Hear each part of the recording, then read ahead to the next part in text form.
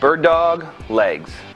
So our next bird dog progression, now that we've mastered the arms, we're going to throw the legs into the mix. So let's get him in a good position, head on the hand, perfect. And from here, basically instead of extending the arms, obviously he's just going to extend the legs. So let's go ahead and just see one rep from Jared. He's just basically extending straight out and back in.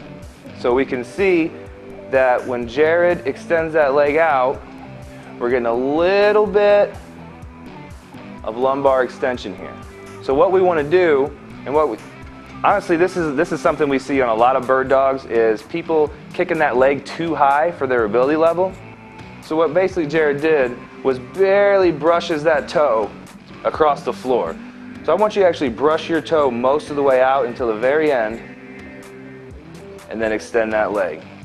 So that's a good position that Jared can get in without lumbar extension. What we see a lot of people doing is hit my hand, come up, come up, come up, come up, is bringing that leg up so high that you're forced into lumbar extension and rotation of the hips. So his hips tilt sideways whenever he brings it up, and he goes into extension. So that is the opposite of what we're trying to get from this exercise.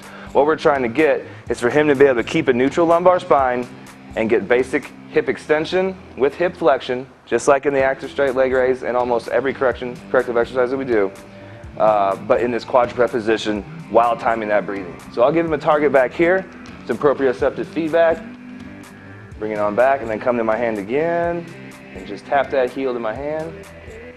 Nice job.